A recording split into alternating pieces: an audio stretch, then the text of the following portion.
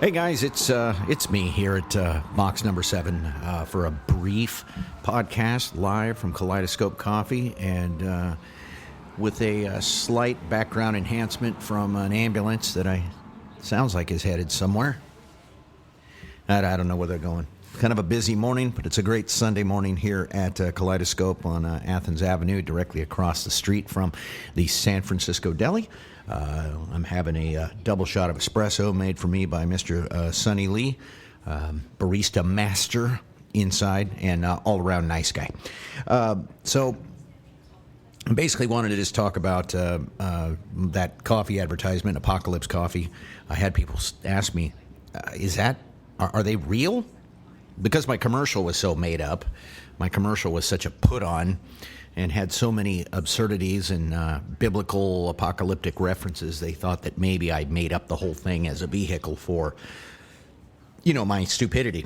No, they're real, and they're great. And the Apocalypse coffee flavor I have tried is called Antimatter, and it is fantastic. I know people brag about coffee. I am not a coffee snob. I'm not the guy that's going to stand in front of you at a coffee shop and talk about 18 different variations of Madagascar chocolate and whether or not the coffee beans had first passed through the intestinal tract of the Asian palm civet, otherwise known as the Paradoxurus hermaphroditus. Trust me, I could be that guy. I'm just not. I love coffee, but I'm not a coffee snob, and I typically drink it black with a little bit of sugar. Anyway, Apocalypse Coffee, I genuinely love them. I don't know if they're going to appreciate my take, and who knows, I might get a cease and desist after that whole mess. Anyway, I am here to just simply talk about the second half of the name change for the podcast. I explained why I changed it from Woolly Swamp Radio, and now I will explain it today on box number 7.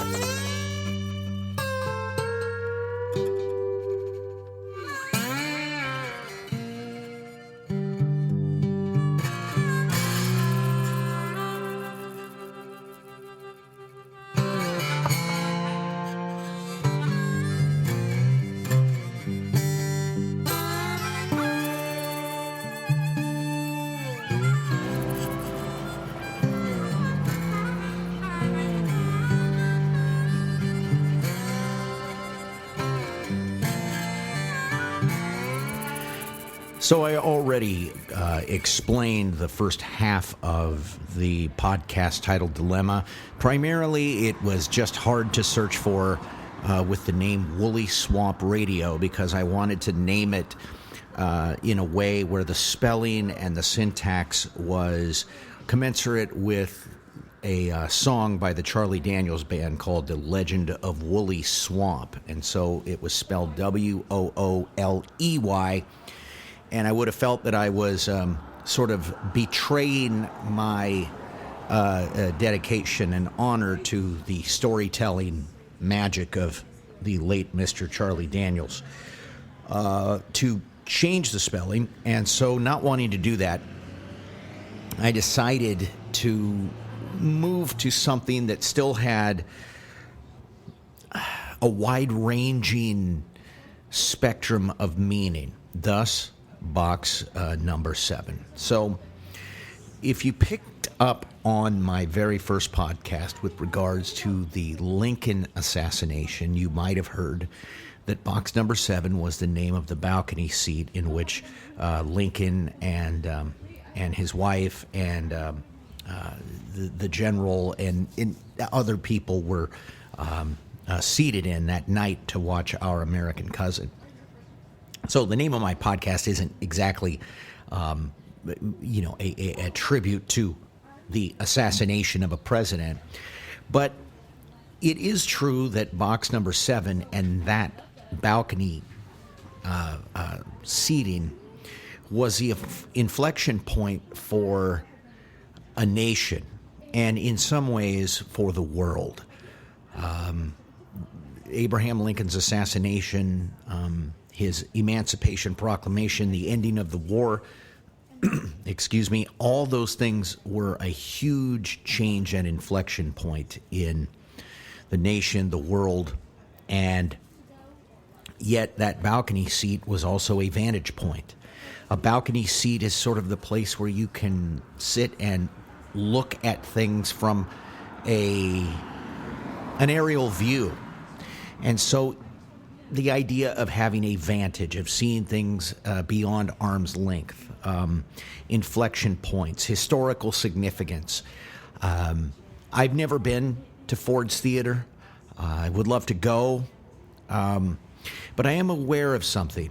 As much as I would want to go look at the inside of Ford's Theater, I'm also aware that there was an internal roof collapse in 1893 that caused them to have to renovate the entire insides. And so it was, for the most part, effectively gutted and then restored to a condition that is supposed to be nearly identical to the night of April 14th of 1865.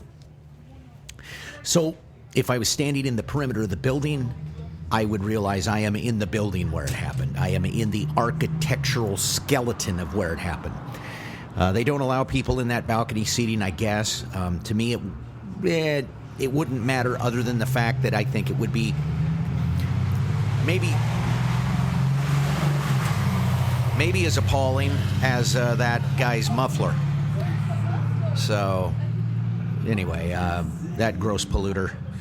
Pull him over. Sirens. Anyway, I don't know what I'm getting at. Okay, so anyway, doing these outdoor podcasts, that is one of the, there is one of your hazards right there. The other thing is I would never actually be standing in the balcony in which Lincoln lost his life, or began to lose his life, because it was gutted. The only thing that would be the same would be I would be occupying the exact same space in terms of GPS locale. I would be suspended via plywood in the same pocket of space on planet Earth in which the bullet flew and a nation was changed. But nonetheless, if I were in Ford's Theater, I would probably sit there in a seat in awe of just the fact that that piece of ground and that architectural outer shell is where it all happened. I've always been fascinated with these interesting and, I don't know, somewhat esoteric concepts, one being the stone tape theory, which I realize is something that is referred to by all kinds of people that are in pursuit of ghosts and things like this. But basically, the stone tape theory is that traumatic events are absorbed. The noises, that sound waves and things are absorbed by limestone and rock, and then it's possible to hear them later, like an echo, like sort of a stored echo, like a battery, kind of like the stored energy inside your cell phone. So I've always thought that. But the other one that I thought is this interesting concept that I think is possible, and it involves something called acoustic archaeology. The idea that no sound ever emitted ever fully decays. It just keeps decaying in some sort of, eternal entropic form of degradation. And if you had the technological ability to tune into that particular frequency of degradation, that maybe you could go back and tune in and hear the sound waves of the very moment that Abe Lincoln was assassinated. It's a really far-reaching theory, but if you ever read science fiction, I think it was a forensic crime scene investigation type show where I actually heard this theory, the second one, acoustic archaeology, actually put forth, and it interested me. I don't think the technology exists, and I think that technology is so remote and possibly so impossible when something that happened in 1865, imagine the sound waves that you would be trying to plow through. Unless you could dial it in like I want to go back to 1856 on Back to the Future on your time machine, something like that. Time travel alone is an interesting concept. So really, box number 7 is symbolically the balcony seat in which Lincoln was seated, but it doesn't deal with him directly. It just deals with the impact, power, inflection point, bird's eye view, and vantage that a balcony affords. And since most of my podcasts are going to be about deep dive subjects, with a lot of humor and quite a bit of stupidity woven in, for the most part, you're just going to get synopsis. You're going to get overviews. You're going to get theoretical,